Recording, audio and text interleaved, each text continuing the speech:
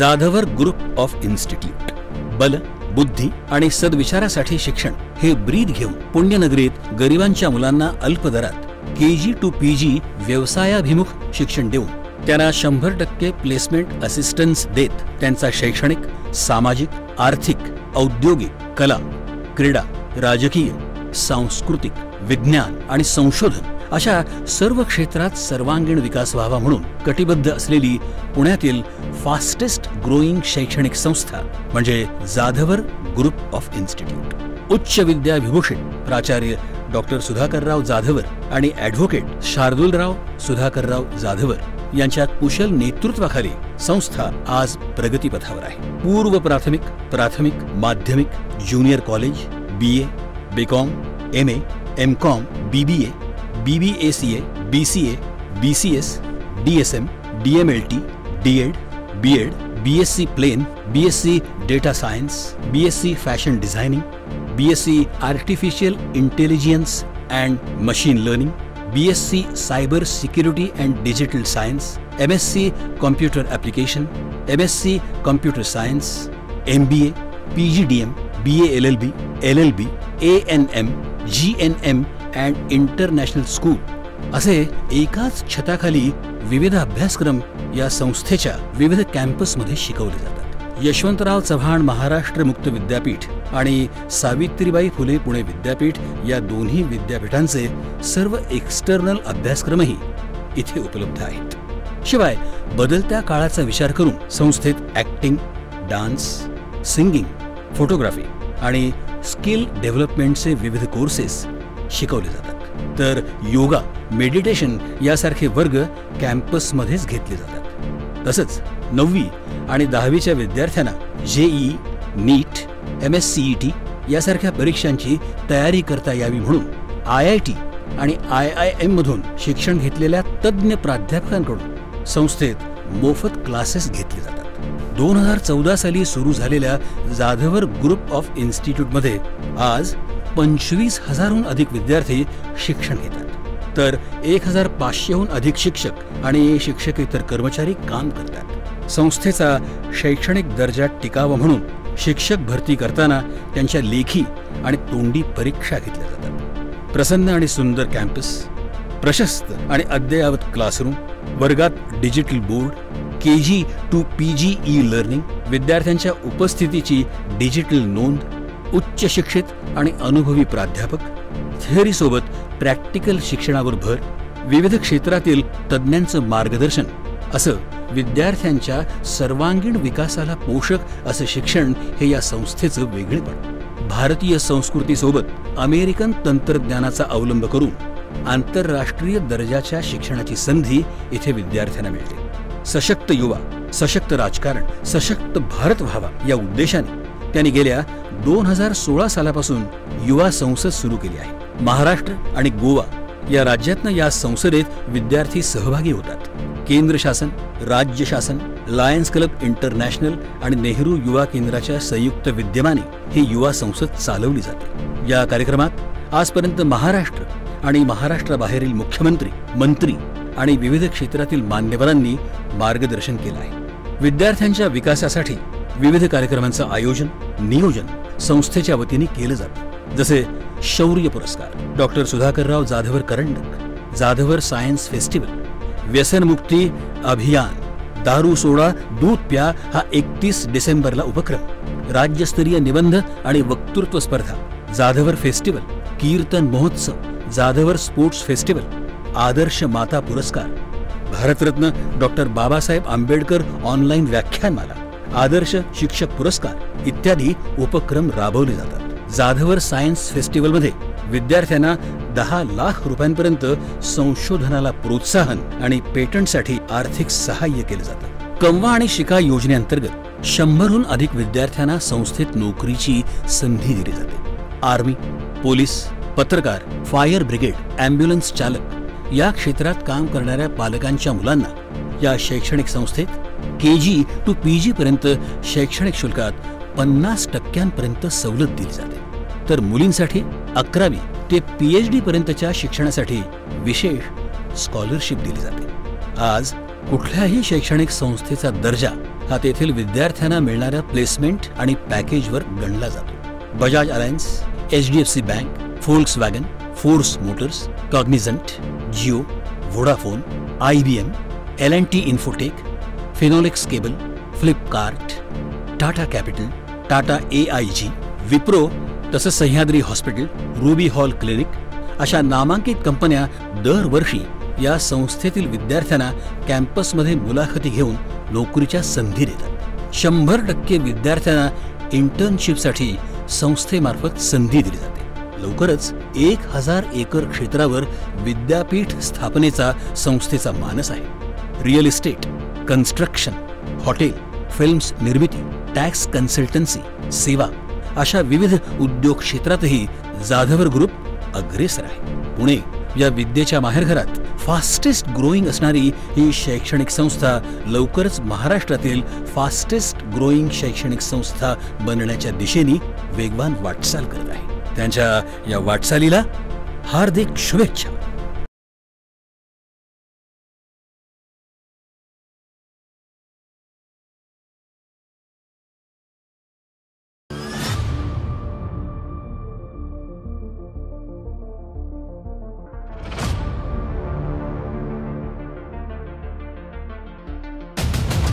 जब लेकिन ऐसे नौजवान लड़के और लड़कियां राजनीति के अंदर आएंगे तो देश के अच्छे दिन आने वाले हैं, ये आप समझ लीजिए।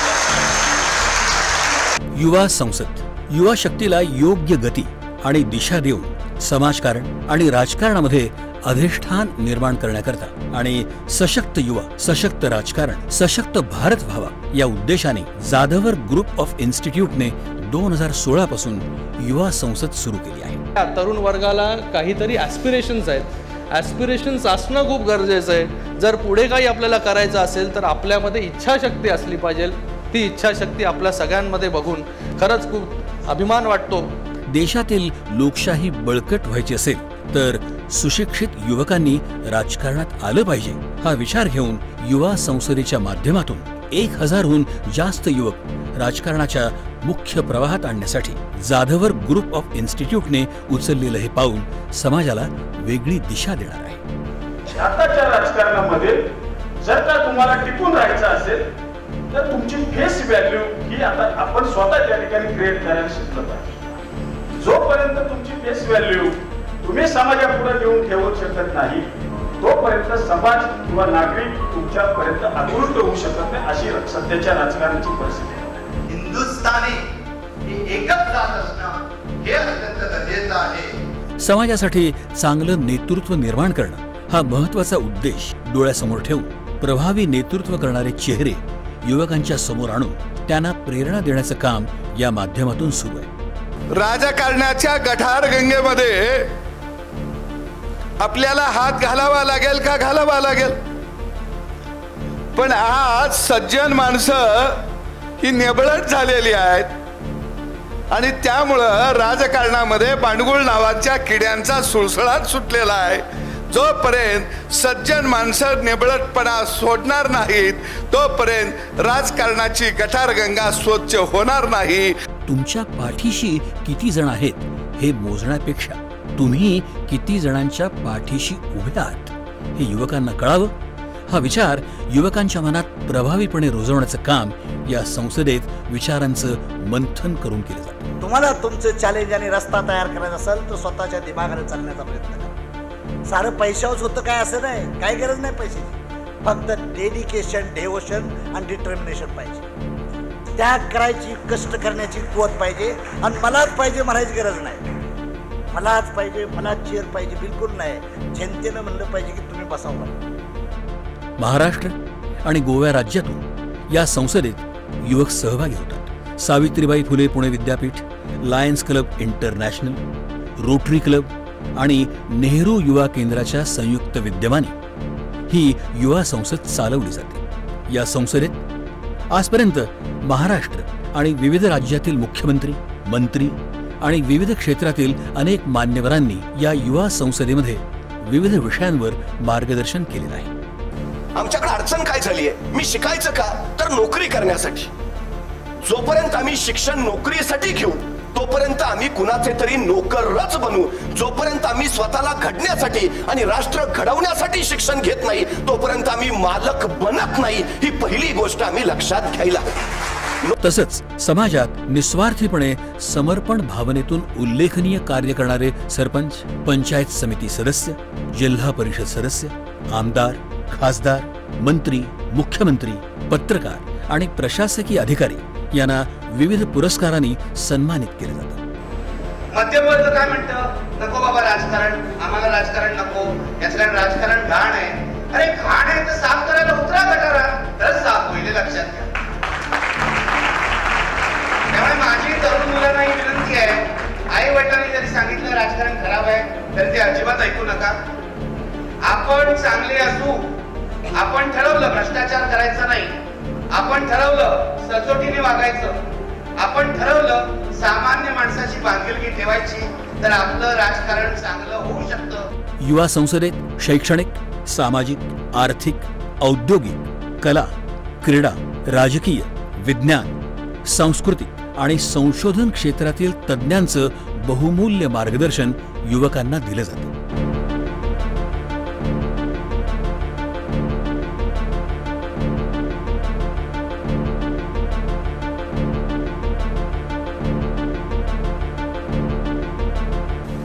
मला माहित आहे की इथं जे देशाचे भावी नागरिक आहेत त्यामधूनच कोणी आमदार बनेल, कोणी खासदार बनेल,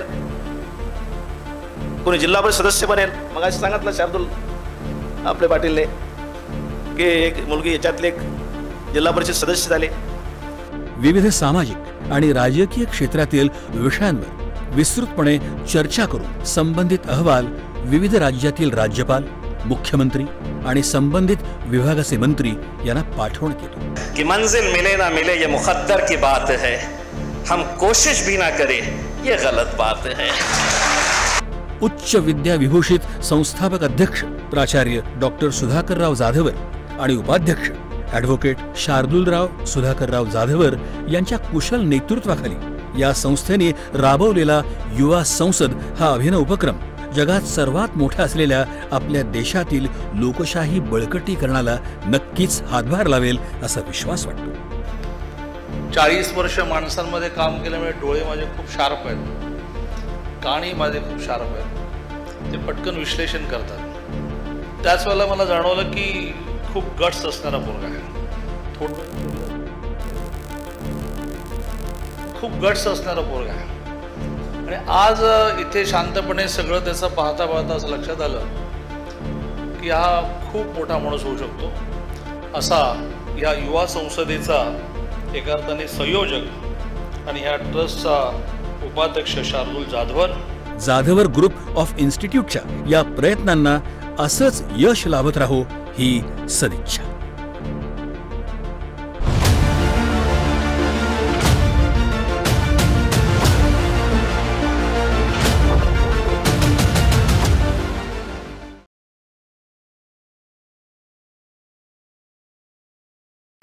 मंगलमूर्ती मोरया. भगवंताच्या मध्ये आणि आपल्यामध्ये अडसर जर कुठला असेल म्हणजे आपल्या आनंदामध्ये आणि भगवंताच्या आनंदामध्ये जर अडसर कुठला येत असेल तर तो अस्मितेचा, अहंकाराचा. अस्मिता जन्माला येते अहंकारातनं. माझ्या प्रत्येक गोष्टीमध्ये मी कुठंतरी डोकवत असतो. बघा आपण विचार करून, घरामध्ये साधी पूजा जरी केलेली असली तरी ते गुरुजी सगळी पूजा झाल्यानंतर म्हणतात, म्हणजे आपण पाणी सोडताना म्हणतो, विष्णवे नमो विष्णवे नमो विष्णवे नमः विष्णुस्मरणात सर्व परिपूर्णमस्तु, असं आपण म्हणतो. पण पूजा झाल्यानंतर लोकांना विचारतो, कशी वाटली माझी पूजा? आता तुझं तिथं काय राहिलं होतं? आता केलेली सगळी पूजा त्यांनीच करून घेतली होती हे जर तू म्हणतो, करता करविता शेवटी भगवंत आहे, शेवटी आपण कोण आहोत, असं वाक्य आपण तोंडाने म्हणतो पण व्यवहारामध्ये तसं आणतो का? माझ्या आनंदाला जर विरजण कशाचं लागलं असेल तर ते माझ्या अहंकाराचं, माझ्या अस्मितेचं, माझ्या मीपणाचं. माझ्या प्रत्येक गोष्टीमध्ये तो लुडबुडतो. लहान मुलं जशी घरामध्ये लुडबुड करतात ना, मांजरांची पिल्लं त्यांना भूक लागल्यानंतर कशी येणाऱ्या जाणाऱ्याच्या प्रत्येकाच्या पायात जात असतात. वेळ प्रसंगी त्याला ती पाडतात सुद्धा. तसा हा मी आहे ना, तो प्रत्येक कृतीमध्ये लुडबुड करत असतो. हे मी केलं, हे माझ्यामुळे झालं. अगदी प्रत्येक वेळेला मी केलं, माझ्यामुळे झालं असं मी तोंडाने जरी बोलत नसलो तरी त्याचा विचार जेव्हा निघतो त्यावेळेला मी प्रकर्षाने ह्या शब्दांचा वापर करतो. मी होतो तेव्हा, हो मी पाहिलं ते. अशा स्वरूपाची वाक्य प्रणाली आपण त्याच्यामध्ये आणत असतो. त्यामुळे आनंदाला कुठंतरी विरजण लागत असतं. अस्मितेचा स्पर्श झाला, अहंकाराचा स्पर्श झाला की त्याच्यापासून जन्माला येणारी सगळी पिल्लावळ म्हणजे काम आहे, क्रोध आहे, मत्सर आहे वगैरे वगैरे, ही सगळी पिल्लावळ तुमच्या आनंदाला दुःखामध्ये परावर्तित करायला बसलेत. म्हणजे कुठंतरी मला आनंद कमी आहे किंवा याला काहीतरी अजून कमी आहे असं मला सारखं वाटत राहतं. जोपर्यंत त्याला कोणी हात लावत नाही, जो कोणी त्याच्या विरोधात बोलत नाही, तोपर्यंत ते भासमान असणारं जग, भासमान आनंद हा मला खराच वाटत असतो. पण जोपर्यंत कोणी त्याला डिवचत नाही, त्याच्यातली चूक दाखवत नाही, त्याच्याबद्दल काही प्रतिक्रिया देत नाही, म्हणजे अपेक्षित प्रतिक्रियेच्या विरोधात प्रतिक्रिया दिली तर लगेच माझा अहंकार डिवचला जातो आणि मग मी लगेच त्याच्या विरोधात प्रतिक्रिया द्यायला मोकळा होतो. तुम्हाला काय कळतंय त्याच्यातलं, आम्ही काय केलं ते वगैरे वगैरे, मग लगेच वाक्प्रचार सुरू होतात. भगवंताचा आनंद जर बघायला गेला तर भगवंताच्या या आनंदाला कोणी डिवचायचा संबंधच नाही आहे. कारण भगवंताच्या या गोष्टीमध्ये सगळ्या गोष्टी समाविष्टच आहेत. त्यांनी त्या गृहीतच धरलेल्या आहेत. त्यामुळे त्याचा आनंद अबाधित आहे. समुद्रामध्ये तरंग उठतात, लाटा उठतात, त्याच्या अंगावरती अनेक मासे खेळतात, वेगवेगळ्याचे प्राणी खेळतात, त्याच्यामध्ये दगडं येतात, धोंडे येतात, सगळं येतं. पण तरीसुद्धा तो कधी चिडत नाही ना. का? कारण त्यांनी हे सगळं गृहीत धरलेलंच आहे आणि हे सगळं माझंच आहे. मीच मला पाहतोय म्हटल्यानंतर मी माझ्यावरती कसा राग करायचा? तुकाराम महाराजांचा फार छान शब्द आहे. तुका म्हणे एका देहाचे अवयव, एकाच देहाचे अवयव असल्यानंतर उजवा हात डाव्या हातावरती रागवला, उजव्या डोळ्याने डाव्या डोळ्याला मारलं, वरच्या ओठाने खालच्या ओठाला त्रास दिला, एका पायाने दुसऱ्या पायाला मारलं, चिडला, असं कधी होतं का? आणि जरी झालं तरी सुद्धा आता आम्ही एकमेकाचं तोंड बघणार नाही म्हणून हात हाताला मिळायला थांबला का? पाय पायाबरोबर चालायचा थांबला का? ओठ ओठाच्या बरोबर व्यवहार करायचा थांबला का? कान कानाच्या बरोबर व्यवहार करायचा थांबला का? का? तुका म्हणे एका देहाचे अवयव, हे आहे ते सगळं माझंच आहे. हे ज्या वेळेला तुम्ही स्वीकारता तेव्हा तुमचा आनंद अबाधित राहतो. पण ज्या वेळेला तुम्ही हे फक्त म्हणता पण स्वीकारत नाही, त्यावेळेला तुमचा अहंकार कुठेतरी डिवचला जातो. भगवान गणेश अशा स्वरूपामध्ये आहेत. त्यामुळे त्यांच्याकडे येणारे शत्रू सिंदुरासुरासारखे असतील, नाहीतर नरांतक देवांतकासारखे असतील, त्यांच्याकडे येणारे हे सगळे राक्षस भगवंतही त्यांना लीलया स्वीकारतो. त्यांचा नाश केल्यानंतर सुद्धा त्यांना सद्गती प्राप्त करून देतो. मी माझ्या देहावरती बसलेल्या डासाला सुद्धा असं मारतो की जसं काही एखाद्या बॉर्डरवरती शत्रूला गोळी घातली. म्हणजे त्याला मारत असताना सुद्धा माझी मनोवृत्ती कशी असते आणि गणेशांची मनोवृत्ती कशी आहे. लहान मुलगा वडिलांच्या बरोबर मारामारी करत असतो. मुलाच्या दृष्टीने मारामारी असते, वडिलांच्या दृष्टीने खेळ असतो. वडील त्या मुलाकडे त्याच्या चाललेल्या कृतीकडे पाहिल्यानंतर त्यांना राग नाही येत, त्याला आनंद होत असतो. ते त्याला प्रतिक्रिया देत असतात किंवा प्रतिकार करतही असतात. परंतु त्याची क्षमता आणि माझी क्षमता वडिलांना माहिती असल्या कारणाने त्यांच्यासाठी तो खेळ असतो आणि मुलासाठी मात्र ते भांडण असतं, मारामारी असते. त्यामुळे मुलालाही वडिलांच्या बरोबर मारामारी करत असताना वडील ज्याप्रमाणे प्रतिक्रिया देत आहेत ते पाहिल्यानंतर त्याचा राग उफाळून जरी आला तरी सुद्धा तो नंतर वडिलांच्याच जवळ जातो. पुन्हा तो वडिलांनाच जाऊन बिलगतो. का? कारण तो वडिलांचाच असतो ना.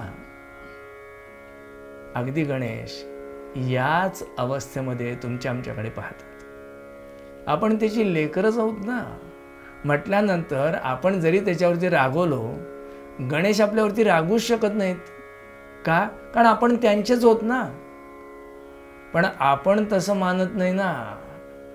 त्यामुळे आपल्या दृष्टीने आपण पूर्ण प्रतिकार करतो.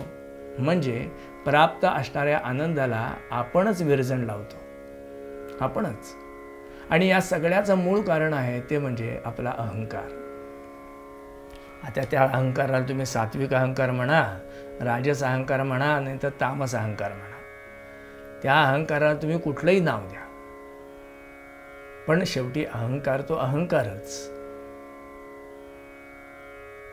आपल्याकडे म्हणतात ना, चिमटीभर मीठ खाल्लं काय आणि मूठभर खाल्लं काय. खारटपणा तो खारटपणाच.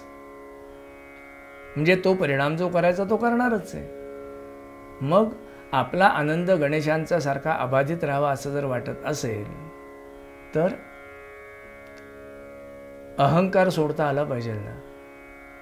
सर्वांमध्ये मिसळून राहता आलं पाहिजे, सगळ्यांना स्वीकारता आलं पाहिजे.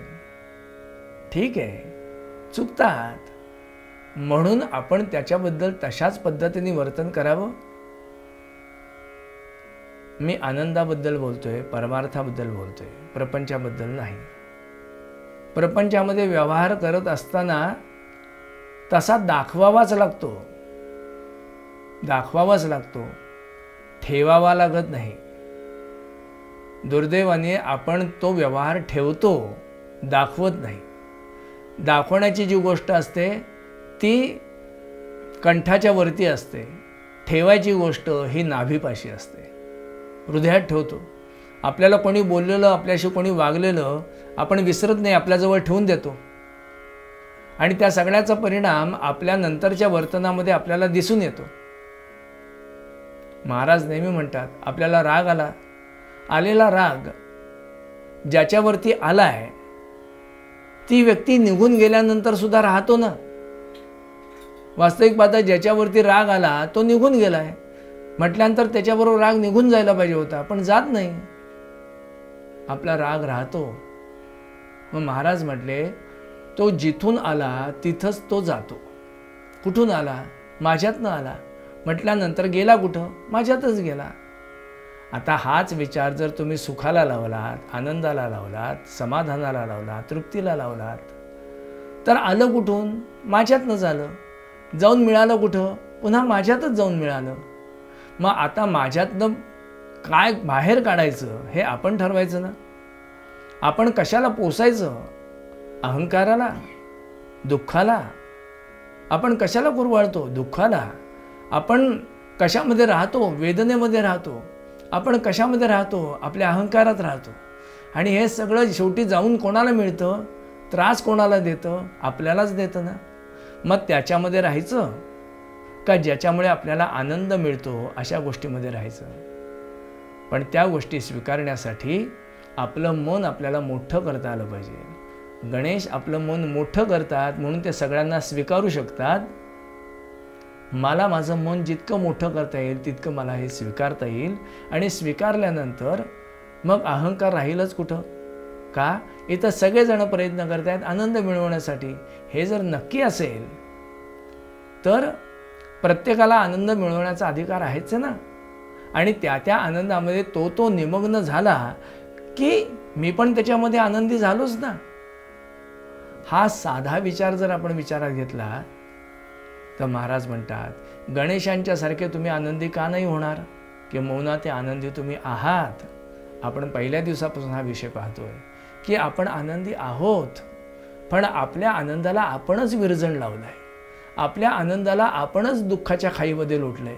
आपला आनंद आपणच कुठेतरी संपवलाय. आणि त्या सगळ्याला कारणभूत कोण ठरला? तर मीच ठरलोय. का?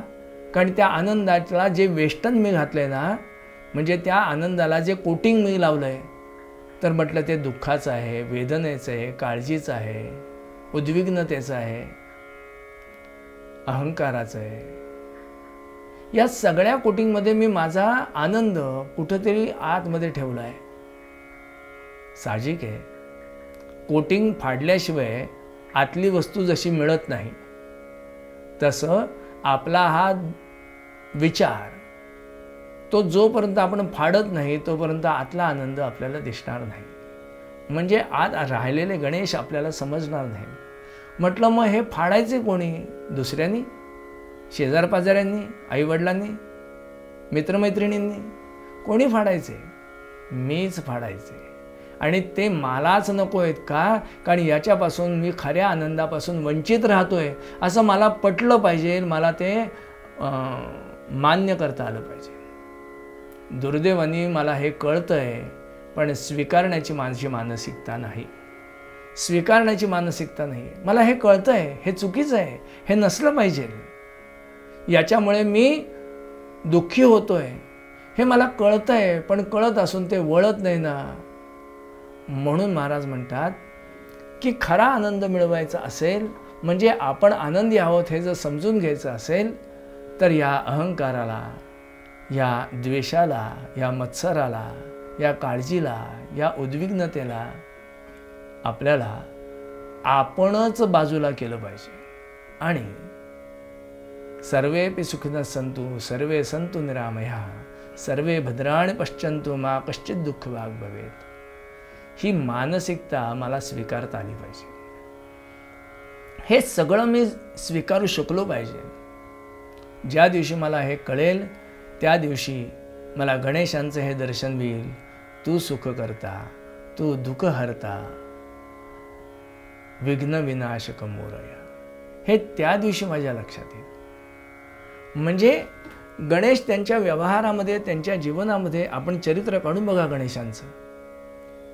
आपण गोपालकृष्णांचं चरित्र काढून बघा, आपण रामांचं चरित्र काढून बघा, आपण देवदेवतांचं चरित्र काढून बघा. त्यांच्या चरित्रामध्ये तुम्हाला असं कुठेही दिसणार नाही की ते कोणाचा तरी द्वेष करतायत, मत्सर करतायत, त्रागा होतोय त्याच्यापासून त्यांना. नाही,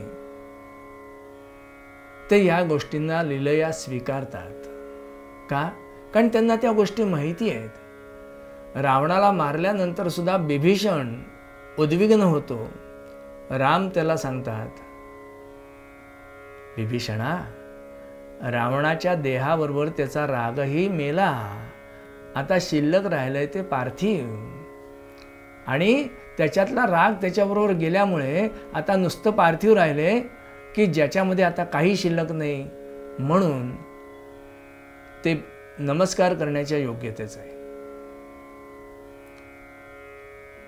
भगवंत असेल, संत असतील, त्या त्या गोष्टी त्या त्या अवस्थेबरोबर सोडून देतात आणि जे सत्य आहे ते स्वीकारतात. म्हणून ते आनंदी राहतात. मी माझ्या जीवनामध्ये ती वस्तू सोडून दिल्यानंतर सुद्धा माझ्या डोक्यामध्ये ठेवतो आणि कालांतराने पुन्हा जेव्हा ती कधी अशी बाहेर येते त्यावेळेला मी पुन्हा त्याच्यातनं दुःखी होतो. मग ज्या गोष्टीपासून आपल्याला त्रास होतो त्या गोष्टी लक्षात ठेवायच्याच कशाला? ज्या गोष्टीमुळे आपलं चित्त विचलित होतं त्या गोष्टी आपल्याजवळ ठेवायच्याच कशाला? ज्या गोष्टीच्यामुळे आपलं मन सैरवैर होतं म्हटलं त्या गोष्टी आपण ठेवायच्याच कशाला? ज्या गोष्टीच्यामुळे मनस्वास्थ्य बिघडतं अशा गोष्टींचा आपण विचार करायचाच कशाला? ह्या सगळ्या गोष्टी आपण सोडल्या तरच सुटणार आहेत. त्या सोडण्यासाठी दुसरा कोणीही येणार नाही. त्या दुसऱ्या सोडवण्यासाठी कोणी प्रयत्न करणार नाही. सांगायचं काम करतील, करायचं काम ज्याचं त्यालाच करायचं. संत तुम्हाला सांगतील, आई असते ना, आई कसं करते तर लहान बाळाला जेवता येत नाही ना, चावताच येत नाही, त्याला चावायचं असतं माहितीच नसतं. मग आई करते काय तर त्याला भात भरवताना तो भात इतका कुचकरते, स्मॅश करते की आता त्यांनी चावलं नाही तरी सुद्धा चालणार आहे.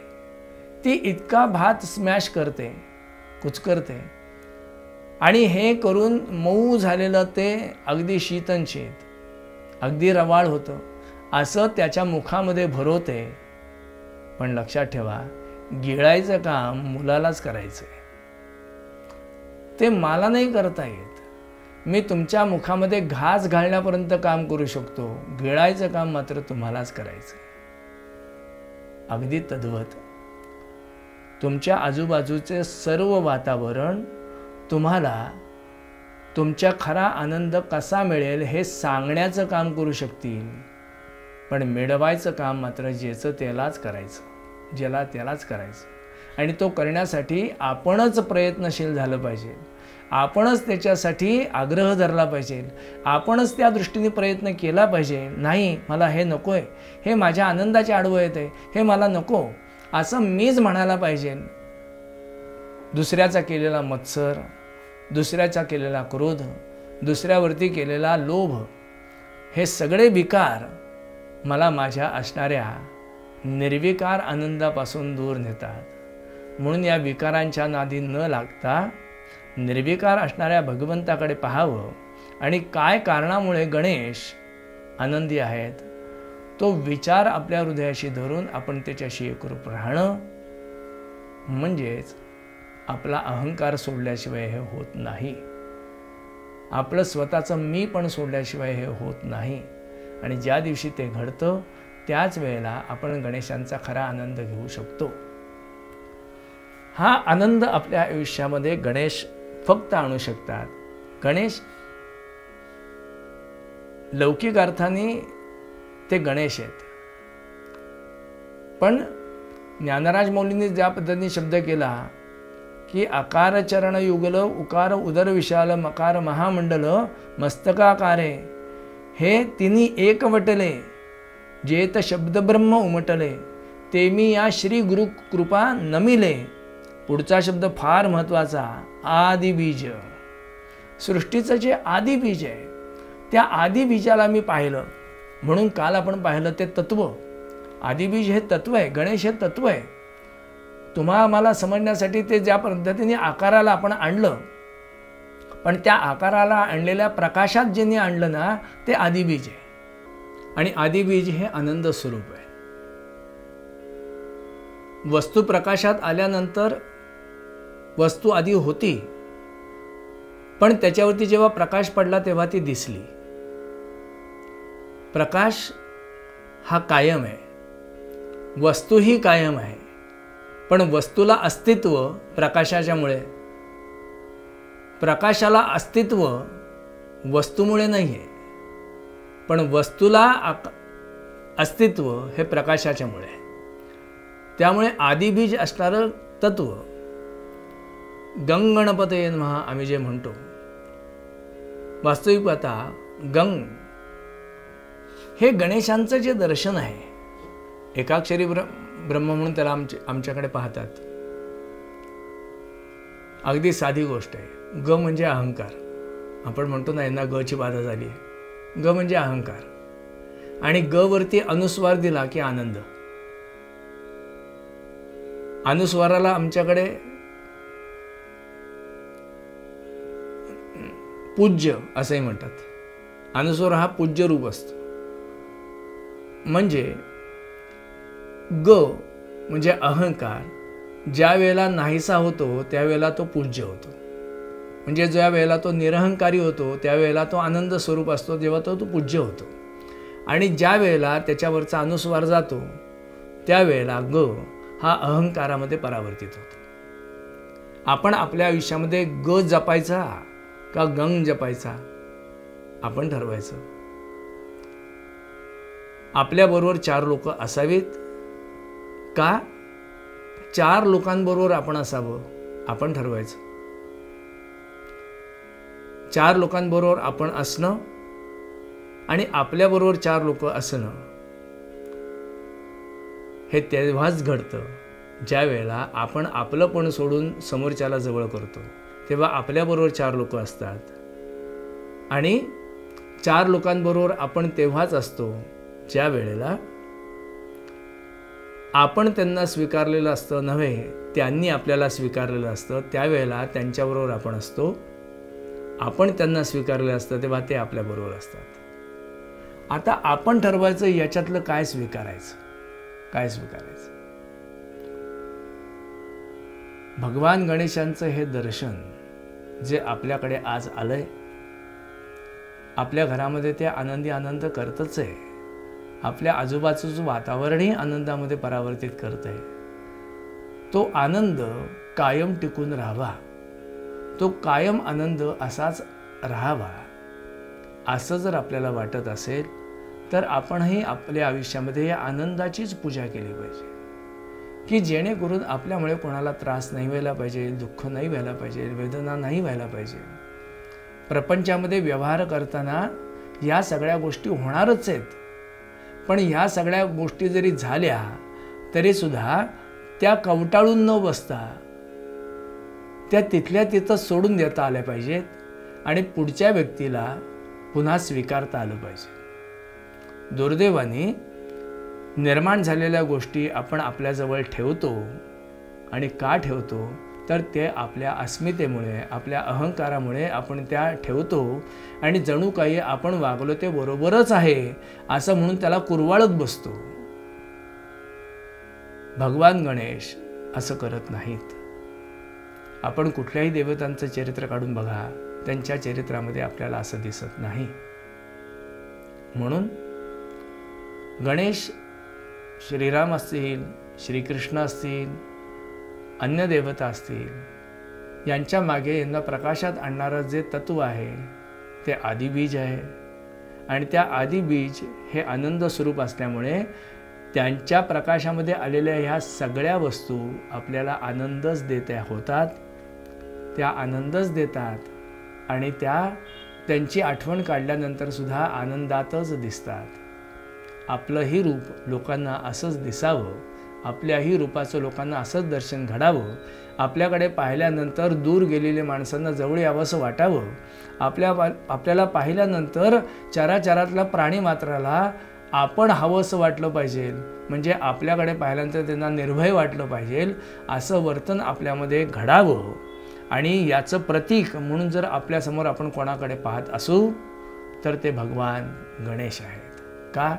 कारण निर्मळ, निखळ, निरागस, निष्पाप असा आनंद जर कोणाकडे असेल तर तो फक्त गणेशांच्याकडे आपल्याला दिसतो. म्हणून सर्व पूजेमध्ये पहिला मान जर कोणाला दिला तर तो गणेशांना दिला. अग्रपूजेचा मान गणेशांना दिला. का दिला? तर त्या एका गोष्टीमुळे गणेशांच्या मनामध्ये कोणाच्याबद्दल मतभेद नाहीत, कोणाच्याबद्दल ईर्ष्या नाही, कोणाच्याबद्दल वाईट विचार नाही. ज्याच्या जीवनामध्ये मी जाईन त्याच्या आयुष्यामध्ये आनंदच देईन. किंबहुना असा निर्माण करणारा जर कोणी असेल त्याला मी माझ्या पायाखाली दाबून धरीन. म्हणून गणेशांचं वाहन आपण पाहतो उंदीर. उंदीर हा आयुष्याची चोरी करणारा आहे. म्हणजे उंदराकडे जे पाहिलेलं आहे ना, मुषकाकडे जे पाहिलं तो आयुष्याची चोरी करणार आहे. आणि आयुष्याची चोरी करणार आहे म्हणून गणेशांनी केलं काय, तर माझ्या भक्तांच्या आयुष्याची चोरी करण्याचा अधिकार तुला नाही म्हणून त्या मूषकावरतीच गणेश बसलेत, की जेणेकरून त्याला धावताच येणार नाही. आपल्या भक्तांचं आयुष्य संपवण्यासाठी म्हणून प्रयत्नशील असणारा मूषक त्याला गणेशांनी आपल्या पायाखाली ठेवलेला आहे. आपल्या जीवनामध्ये आपल्या भक्तांच्या आयुष्यामध्ये जर कोणी विघ्न आणणार असेल तर हातामध्ये भगवंतांनी शस्त्र धारण केलेले आहेत, पाशांकुश धारण केलेले आहेत भगवंतांनी. का तर समोरच्याला त्रास व्हावा किंवा समोरच्याचा त्रास जावा म्हणून नाही. माझ्याकडे हे आहे, वेळ पडली तर मी हे वापरू शकतो. गणेश हे फक्त दाखवण्यासाठी हातात धरतात, अर्थात वेळ पडल्यानंतर ते वापरतात, पण वापरल्यानंतर त्याच्याबद्दल मनामध्ये आडी नाही ठेवत, तर त्याचा उद्धार करतात. म्हणजे त्याच्यातली असणारी ही वृत्ती संपवतात. वृत्ती संपल्यानंतर ज्या पद्धतीने अपेक्षित आहे त्या पद्धतीने तो राहतोच ना, कारण त्या वृत्तीच्या मार्फत तोही मिळवायचा प्रयत्न करतोय आनंदच. मग ती वृत्ती नाहीशी झाल्यानंतर शिल्लक काय राहणार, आनंदच राहणार. म्हणून गणेश त्याला त्या वृत्तीचा नाश करून आनंदामध्ये स्थित करतात, त्या अवस्थेमध्ये कायमस्वरूपी ठेवतात. माणसाला झालेला हा वृत्ती विकार, त्या वृत्ती विकाराचा नाश झाला की शिल्लक जो राहतो तो फक्त आनंद राहतो. आणि गणेश हेच कार्य करतात, किंबहुना सर्व देव हेच कार्य करतात, म्हणून ते सगळे आनंदरूप असतात. आपणही आपल्या आयुष्यामध्ये याच विचारांचा जर अभ्यास केला, आपण याच गोष्टींना डोळ्यासमोर धरून आपल्या जीवनामध्ये परिवर्तन करण्याचा प्रयत्न केला, याच गोष्टींना डोळ्यासमोर धरून जीवन व्यतीत करण्याचा प्रयत्न केला, तर मला सांगा आपल्यापासून कोणाला दुःख होईल, आपल्यापासून कोणाला त्रास होईल, आपल्यापासून कोणाला भय वाटेल नाही. सगळे निश्चिंत होतील, निशंक होतील, निरामय होतील, निर्भय होतील आणि तुम्हीही त्याचा आनंद घेऊ शकाल. तुमच्या आयुष्यात आलेल्या प्रत्येकालाही त्याच पद्धतीचा आनंद देऊ शकाल. म्हणून गणेशांच्याकडे समर्थांनी सांगितल्याप्रमाणे की पाहता आलं पाहिजे. आपल्याला समर्थन म्हणतात त्या पद्धतीने दर्शन मात्रे मन कामना पुरती असा जो समर्थांनी शब्द केला आहे, की गणेशांच्या नुसतं दर्शनाने, आता माणसं इथं दर्शन मात्रे मन स्मरणे मात्रे मन म्हणतात, स्मरण मात्रे नाही, दर्शन मात्रेच. स्मरण केल्यानंतर त्याचंही चाहूल लागेल, दर्शन घेतल्यानंतर अनुभूती येईल. म्हणून दर्शन मात्रे मन कामनापुरती असं समर्थ म्हणतात. का? उद्या बघूयात, उद्याच्या व्याख्यानामध्ये आपण त्याचा विचार करू. समर्थ आपल्याला संत महंत ऋषीमुनी आपल्याला ज्या गोष्टी प्रामुख्याने सांगतात की तुम्ही तुमच्या आनंदाला विरजण लावणाऱ्या या गोष्टी बाजूला केल्यात की निखळ असणाऱ्या गणेशांचं दर्शन घेऊ शकाल. जे तुमच्या घरामध्ये आलेत त्यांचं ढोबळ दर्शन, चैतन्याचं दर्शन करून देणारे होतील आणि ते गणेश तुमच्या जीवनामध्ये अखंड आनंद प्राप्त करून देतील. कसा? उद्या बघूयात. तोपर्यंत मंगलमूर्ती मोरया.